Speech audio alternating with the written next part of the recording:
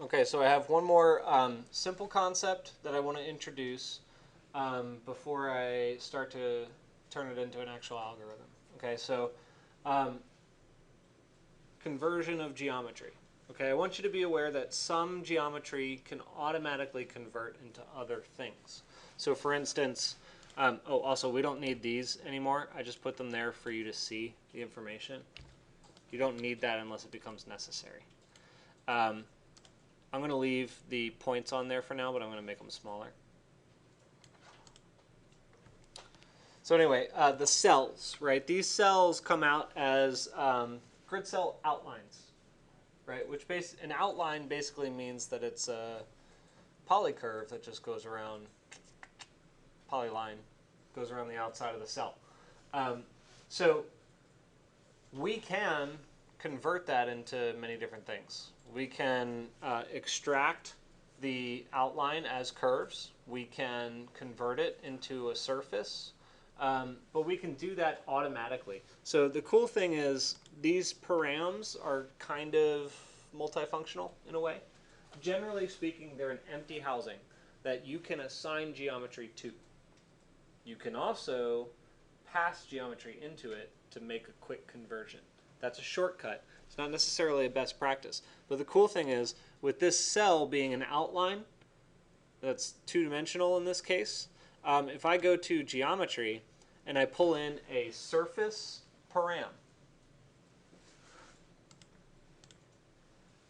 and if I plug my cells into that surface param, it automatically creates a list of surfaces instead. It's not really intuitive, but I wanted to show you that that's there. The other thing that I wanted to show you about this, and the reason that I converted it to surfaces, even though I don't really need to, is that you can think of making abstracted connections between these types of things. So even though a cell outline is really a linear element, right? It's a curved element, the polycurve. If you need to find the center point, you go up to surface and analysis, and this part's so non-intuitive. We're going to go over this again, but I just want you to know it's here. Under area, I know it's so weird. Area actually has it gives you the centroid, right? It's not super intuitive. If you recently took a geometry class, you might know or expect that more, more readily.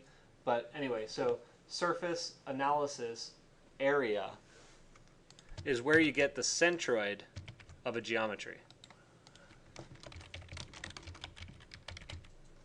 So that's why I showed you that you can convert it to a surface, because at the same time you can convert it to a surface, you can plug the cell into the geometry input for the area, and you can get the centroid. That's those.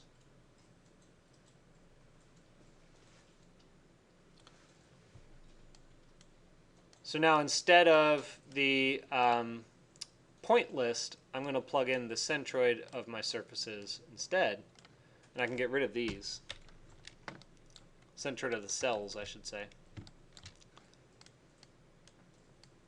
And so now it's really the same story. I mean, we've got a list from 0 to 6, and it just goes 0, 0, 0, so on and so forth.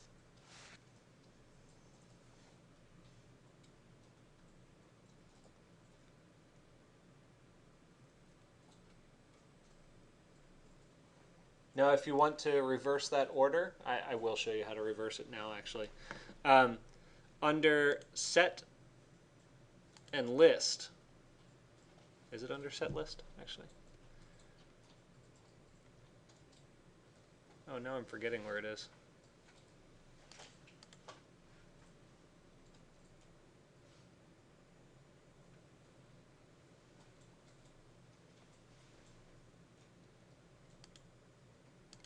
Huh?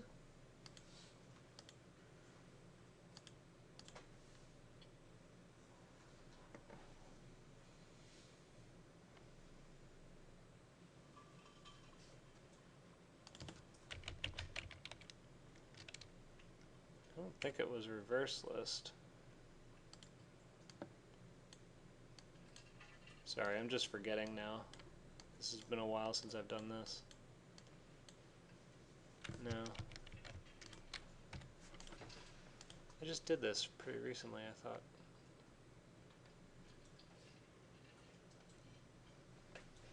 Oh, well, anyway.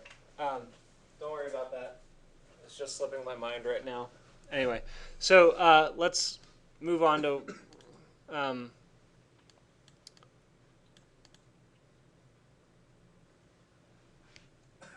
we going to do with that? Oh, yeah, that's right. Okay, so mapping geometry.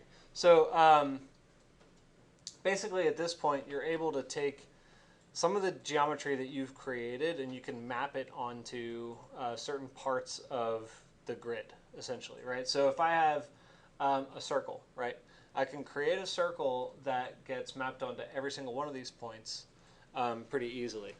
The cool thing is when you go to a curve and primitive, for instance, this circle is going to be by a base plane. When it says a base plane, that also means a base point. Be aware. So it's going to ask for a plane and a radius, which is interesting. So when it says a base point or a base plane, you can essentially give it any number of planes or points that you want it to be mapped to. Any number. It could be 1.5 million points, and it'll create 1.5 million circles. So while up here we created one box on one point, what we're doing now is we're taking a list of points and we're creating circles on it. So I can go take my centroid and plug it in there. And let me turn this preview display off. So once you plug that in, those circles are going to map to every single one of the points that you've created in that grid. And then you can change their size, 0 less than 10. And you can make them big or small. Depends how big your grid is, really.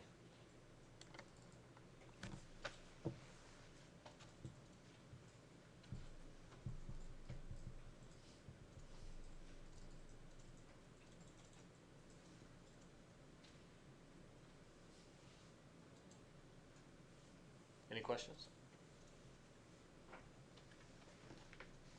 Oh, yes. Is it possible to, per se, you want half of your grid to be a circle and half of it to be trapezoid or something else? It's very possible. It's a very good question. Yes? I'm sorry, how did you get the little dark box that changes the size of the circles? The radius one? The very last thing you did, that one, yeah. That's a slider. I just made a new slider, 0 to 10. Yeah. So your question was, can you do half of your grid to be circles and the other half to be something else? Some kind of polygon.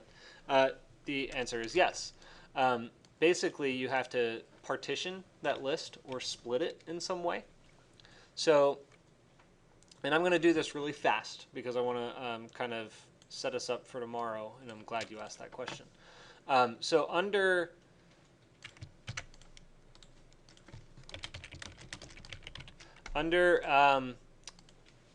set and list, this is what we're going to kind of get into tomorrow in a lot of detail. Okay, so your list functions are ways that you're going to be able to manipulate and extrapolate certain information from your list. So in this case, if we split the list, see this one right here? It splits the list into separate parts. And so it's going to ask for a base list, which can be geometry or numbers or whatever it is,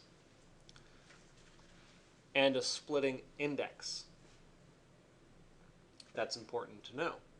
The splitting index is the index of the set within the list. I know, it's super crazy, but you got to look at it first. So let's do this. Let me drop in another geometry and then work backwards. So under curve and primitive, let's do a polygon. Polygon is going to need a base plane. Polygon radius. Let's just do the same size radius.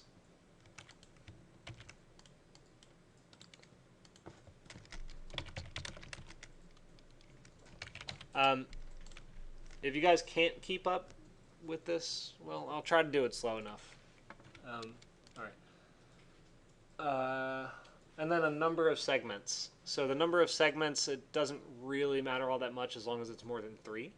3 will be a triangle, and 5 would be a pentagon. So, what's that? So I'm just going to say 3 to 6. I'll put that up here. And fillet radius is just going to smooth out the corners. Don't worry about that. So, there we have it. It's a triangle right there. So this is what we have to do. The split list needs the list to split, needs an index to split it by, and it's going to give us 2 separate outputs. It's going to give us an A, and it's going to give us a B. So basically that means when I set that index, let's say it's 5.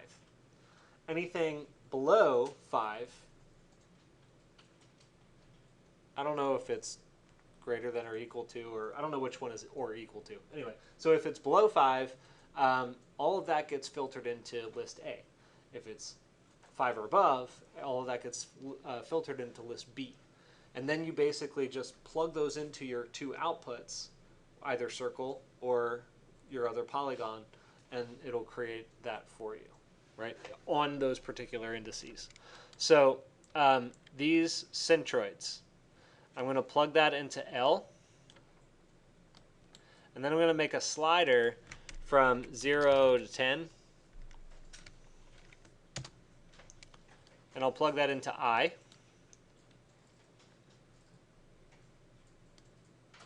And let me pull it up a little bit so now you can see. Actually, let's do this.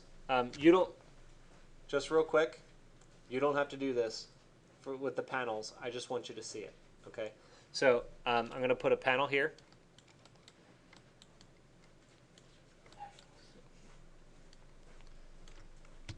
And then I'm going to put another panel from this one. So notice how there are 4 or 5 items in the first panel, and there are 2 items in the second panel for each one. Well, as I move that slider back and forth, that balance is going to shift. See?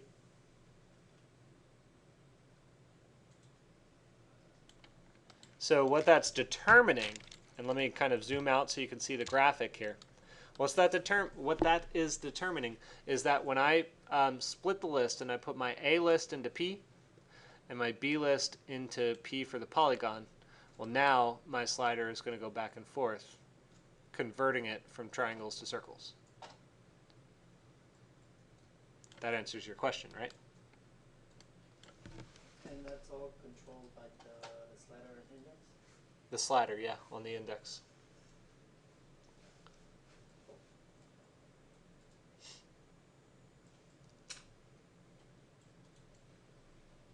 Any questions? So, something to be aware of as we move forward, just real quick as a quick disclaimer before I close out for today, is that when you flatten, the numbers change, right? Because instead of going across the entirety of this,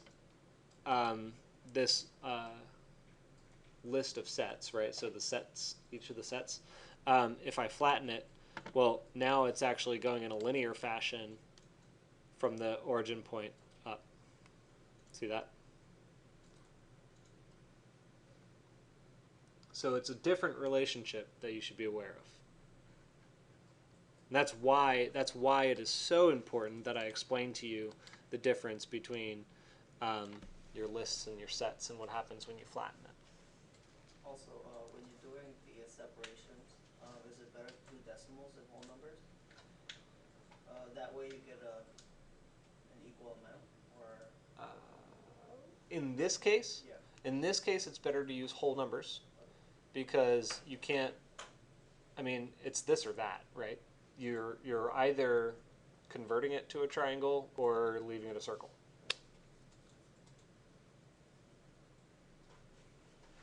All right, so that wraps up today. Obviously, you can continue to ask me questions. You can keep working on this. We've got, I think, about 15, 20 minutes or so before class is technically over. So, yeah, let's keep plugging, or you guys can take off, and we'll start fresh tomorrow.